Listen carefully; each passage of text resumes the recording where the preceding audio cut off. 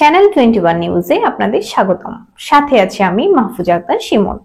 মুন্সিগঞ্জের বিএনপির সমাবেশকে ঘিরে 3 দফায় মারামারির ঘটনা ঘটেছে।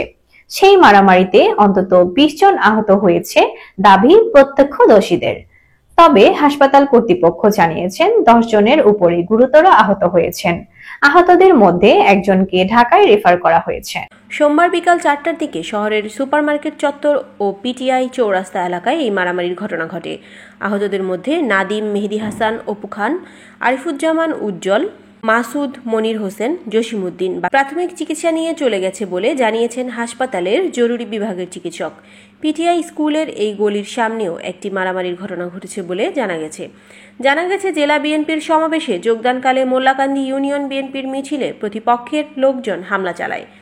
এই ঘটনায় অন্তত 10 জন আহত হয়েছে। আহতদের মধ্যে মেহেদি হাসান ও অপু খান নামের 2 জনকে মুন্সিগঞ্জ জেনারেল হাসপাতালে ভর্তি করা হয়েছে।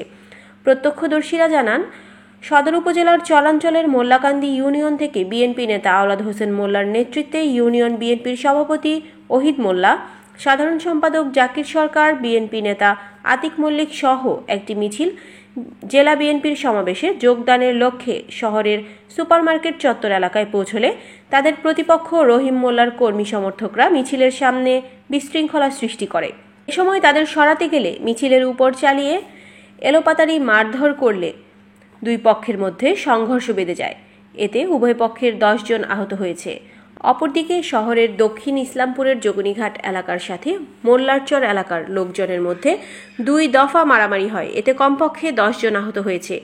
মারামারির বিষয়টি দুঃখজনক দাবি করে বিএনপি নেতা আওলাদ হোসেন মোল্লা বলেন, আমাদের মিছিলের সামনে রহিম মোল্লার লোকজন বিশৃঙ্খলা সৃষ্টি করলে তাদের সরাতে গেলে আমাদের উপর হামলা চালায় তারা।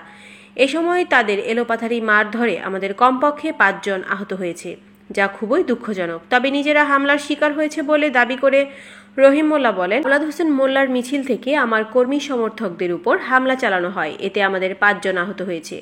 আমরা এর সঠিক বিচার দাবি করছি। এ বিষয়ে সদর থানার ভারপ্রাপ্ত কর্মকর্তা সাইফুল আলম জানান, সমাবেশে আসার পথে বিভিন্ন জায়গায় মারামারির ঘটনা ঘটেছে।